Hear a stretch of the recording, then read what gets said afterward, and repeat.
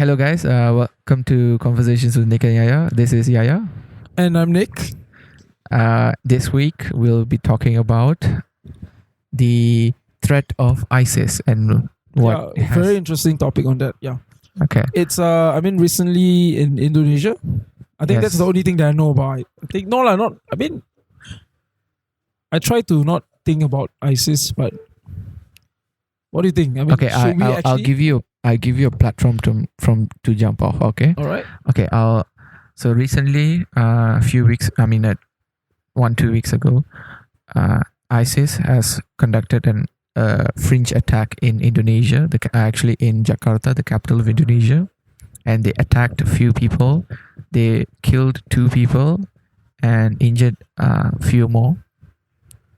This is a cowardice attack by the ISIS group against the Indonesian civilians for no reason at all, honestly.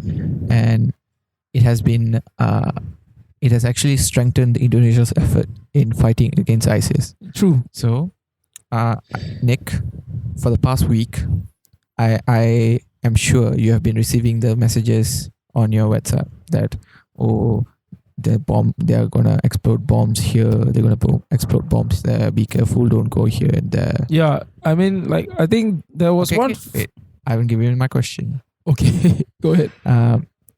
What do you think about a group of people who dare kill themselves in an effort to give out their views, and it affecting your life and your daily life? Like you can't go there. Typically, a normal human being will go like, "What the hell? Why this group of people very stupid? Go and bomb themselves." That's one. And if those people who actually know, first you put in like a normal human being saying like, "Oh, that's stupid," and you shouldn't do that. Second, if you really understand whatever their cause is, but still, it's a stupid thing to do as well. Put it that way, lah. It's not. Killing other people and killing yourself is not. Typically, it's bad, lah. Yeah, I agree with you, Nick. And you're hurt. It's not that you're killing yourself. It's that you're killing yourself to hurt others as well. Yeah. Yeah. And also, what do you think about the? I find it hard to grapple with this concept where people kill each other in an effort to win. I've always found that concept very, very ridiculous. In 2015, of course, definitely the concept was really very ridiculous. And but World War One and World War Two happened for a reason, and definitely, people will say that, lah. But honestly, think about it. But now at 2015, we're in the 21st century. But think about it: a person in the army who attacking another person in the enemy's army have no beef with each other. They don't even know each other, and they are trying to kill each other as best as they can because their countries. It's for their country. Yeah, it's for their country, and their countries have some arguments. Imagine this. Even in World War One, there wasn't actually any disputes. There was only treaties. So when some people killed one guy, and the whole of Europe went to war. So yes, you can say that. Because I don't know, lah. Maybe those times it was like that, but now I think the only war is happening is either economic war or the real war in the Middle East. But other than that, let's just say in America itself or in Malaysia, I won't say there's no fight for us, lah. But I'm sure there's a bigger scope for that, lah. But they do it for their country, lah. I think mainly they do it for the country. And also, I would like to because Malaysia has always been a peaceful country. Like we haven't had wars in forever, and we have never faced a threat like a terrorist threat, a proper terrorist threat like ISIS. Yeah. So, how do you think the Malaysian public reacted to this sudden threat of ISIS? What do you think the Malaysian people think of like reacting to ISIS? Threat? I think to relate that, right? Remember last time there was like a Sulu attack in like Sabah. Yes. The Malaysian, I think part of some Malaysians, people of course in Sabah, and some in Peninsular Malaysia. Of course, they reacted to it, saying like, "Oh, that shit, we got to beef our defense and stuff like that." But if ISIS, and ISIS is like a cause for, I wouldn't say it's real Islam, because It's not real Islam. yeah, people say it's not real Islam. It's their version of Islam. Yeah, it's their version of Islam. And anyway, so I think Malaysians will definitely like react like badly to it. I mean, of course, we do not want ISIS. But what do you think your mom would tell you? Do you think your mom would tell you not to go Definitely to those would not to places? go out and stuff like that. I mean, let's bring it back to what you said just now, like the messages on WhatsApp or the social media. Like there was a photo like in like KL Central, like they're beefing up a lot of police like security and stuff like that in those hot spots like Bukit Bintang. I mean, in the town area lah. I won't say in like the outskirts, but in the town area a lot. Okay, Put it that way. because I actually would not do that. I would actually encourage anyone to go to those places, because the reason these people issue these kind of threats of like bombing here, bombing that, is actually to make the people get afraid, to make them fear these people and not go to those places. It's true, but I mean, okay lah. Imagine in Indonesia, right? They didn't actually give any warnings. They did it because they would not give warnings if they were going to do They it. won't give warnings, and because they. But the thing is that lives were Yes. killed, and I mean, come on lah. Honestly, yes. a mom. Yes. I mean, yeah, I like your idea. It's really good. I mean, people live out their lives as usual, as much as possible, so you wouldn't feel like you're trapped. I mean, Because you're not the giving you're not Malaysians, giving into their you're you're not trap. Yeah, Yeah. exactly. You're not making them enjoy the feeling. Yes, I will put it that way. And that what you said is a good point. But I mean, if my mom, definitely, She'll be afraid. Yeah. she'll definitely be afraid. Even my Your mom would. Everybody's parents were like, "Hey, don't go out like that." And it's sure for sure. And I mean, Malaysian parents or whatever parents would just say, "Hey, don't go out. Keep yourself safe as much as possible." Stuff like that. Yes. But I like the idea. It's true. It's what I believe is that as long as you are afraid and you restrict yourself because of these people, you're giving in to their demands already. true. Even though they haven't done anything, you're already like responding to their demands, and you're like being afraid to go there and go here. Why should you be afraid? They should be afraid of you. Yeah, they definitely should be. But they have guns, man. It's like damn scary. But honestly, don't worry about guns, because Malaysia is really Yeah, one of the safest countries you can be in. Honestly, yeah. That I have to agree on. But if there was a country in in the world that I would want to live in during a war, it would be Malaysia, because we have no wars with anyone. We have no like beefs with anyone. Our foreign policy is very good, yeah, that I have to agree upon. except for Singapore. No, you see, remember the time when Paris had the attack? I do not know. I'm not very sure whether it was ISIS or not during the It was attacks. ISIS, yeah. If it were ISIS, then that happened in Paris, and the whole social media was like, "Oh, pray for Paris, this and that, this and that." Okay, but this thing happened in Jakarta, and it's in Asia, and it's Southeast Asia in our region. So that's why Malaysians are like, "Whoa!" I mean, we got like, Okay, but I they're would very like scared now. tell you something. It was completely terrible what they did, but I would like to tell you how ineffective they were. There were 5 terrorists. Okay, Uh-huh. This happened where? in Jakarta. In Jakarta. So 5 terrorists, and they had homemade guns. Homemade guns. And they shot. I'm not sure about the number of bullets, but shot directly at all the victims, and only 2 died. And Okay. the police killed all 5 of the terrorists.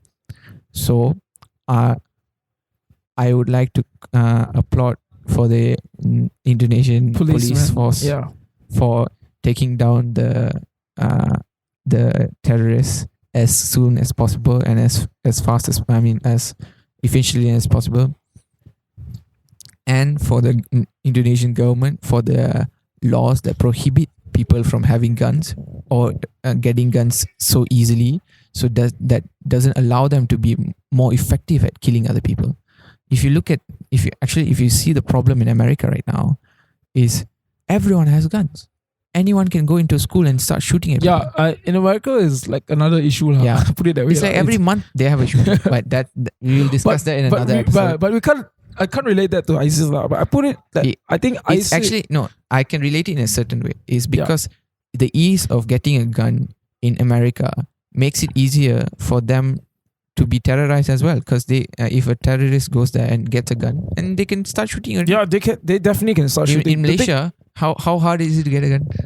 Malaysia is hard, right? Impossible. Yeah. The thing here is that, I mean, yeah, I know what you meant. Is like easily to get a gun, this and that. But I mean, terrorist attacks are like I don't know whether they are smart or not, but put it that way, I don't know how they plan that stuff. We do not know their modus operandi, like what, like how, like where we go, like where is the spot. I don't know I mean, usually the past terrorist attacks was like the biggest one. I mean, the one that shook the world was like the one that shook America itself, like 9/11. 9/11. Yeah, that was like it totally like after 9/11, like totally everyone changed everything. They changed everything. Like literally, like not a lot of people can come to America anymore and stuff like that. And like the terrorist rules against everything increased so much. Terrible, but I won't say it's terrible, but it's harder for us to go to America now. I mean, I feel Malaysians have a particular ease.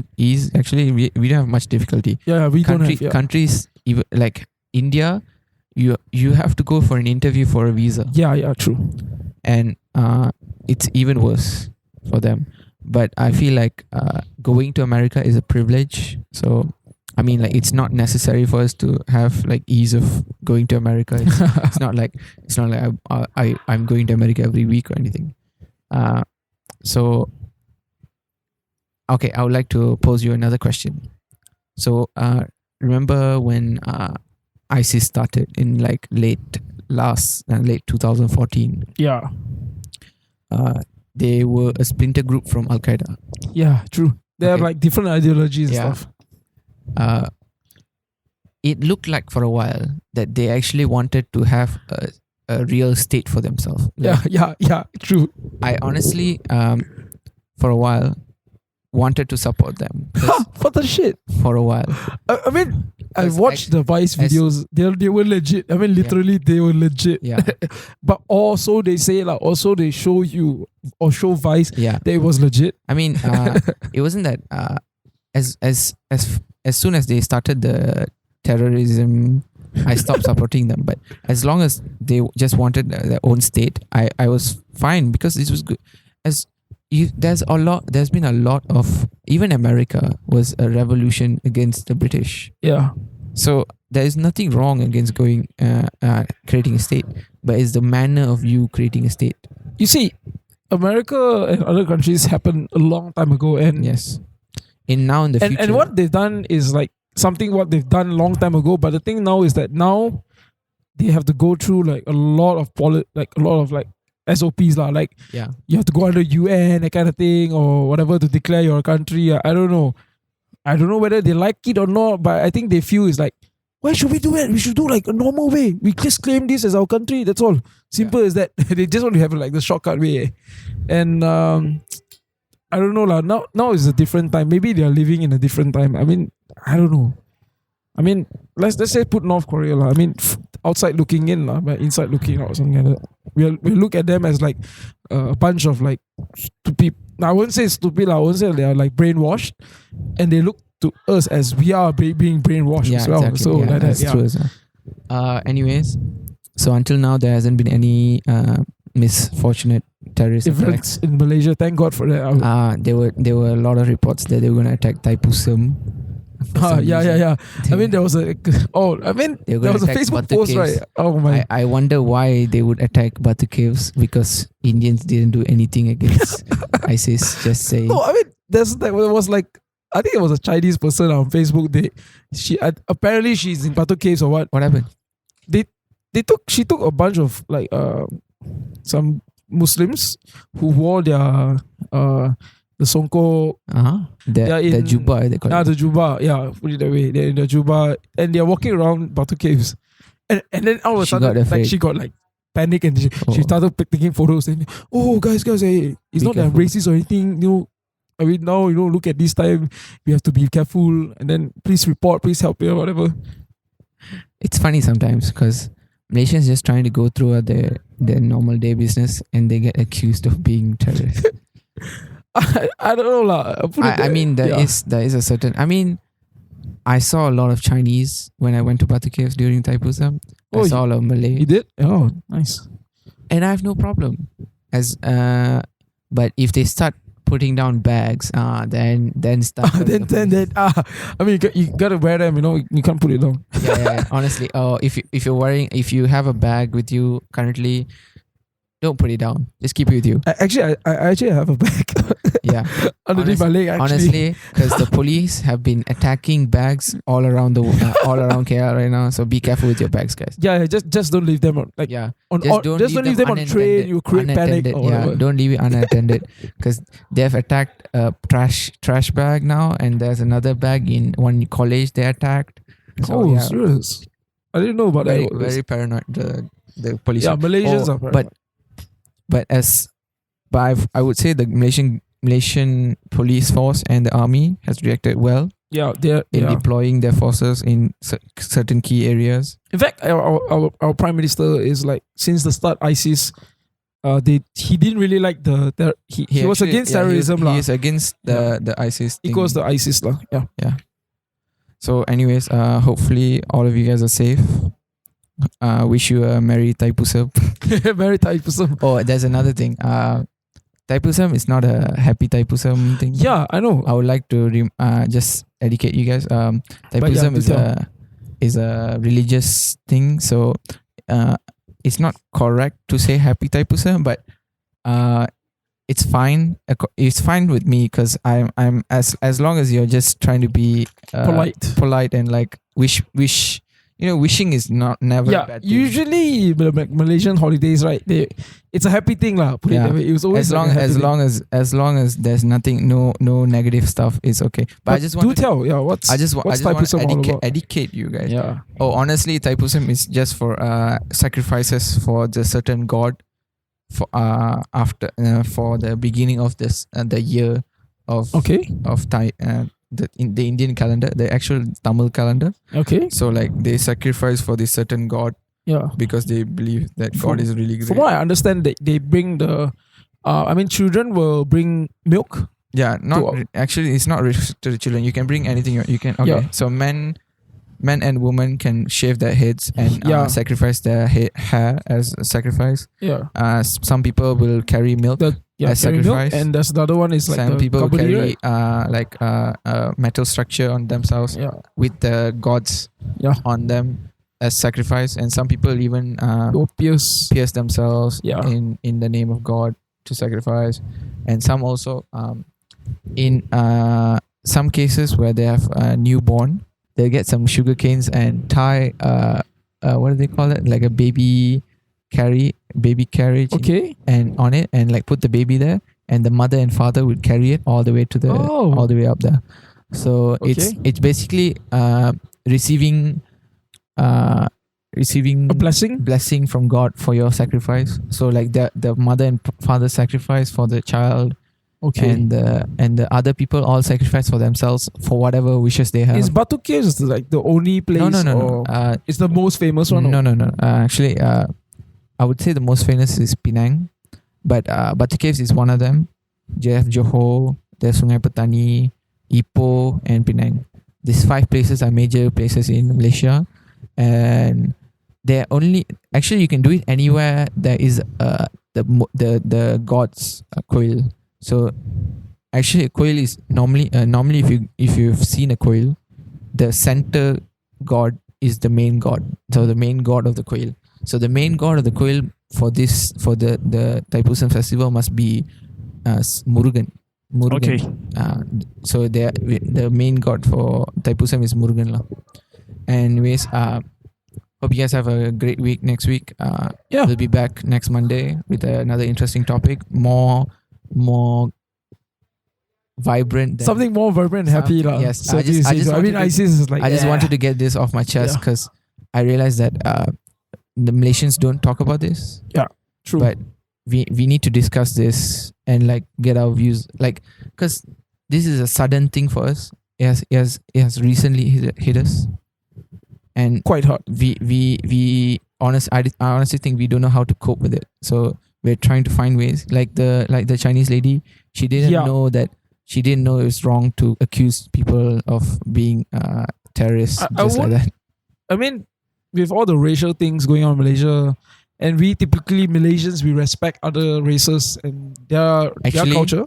The thing is that maybe I would like to remind you, Nicholas, we are all Malaysians. There's no races, according to me.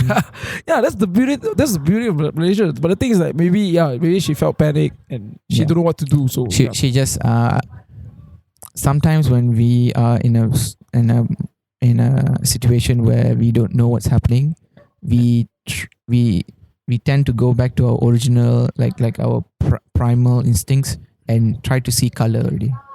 Yeah, so to say, we have to because like ISIS is like a new, so it's like, okay, like if it really happened in Malaysia, it's like a new threat. I mean, it never really happened before, stuff like that, and we actually there's no like what to do and stuff like that. Yeah. So I would like to encourage all Malaysians to like not look at color and look at the situation and the perspective, and try to be considerate of other people. Anyways, I've talked enough. Anything else, Nick? Nothing much. We'll see you next week. Yeah, Nick and Yaya, and we'll see you guys next week with another great topic.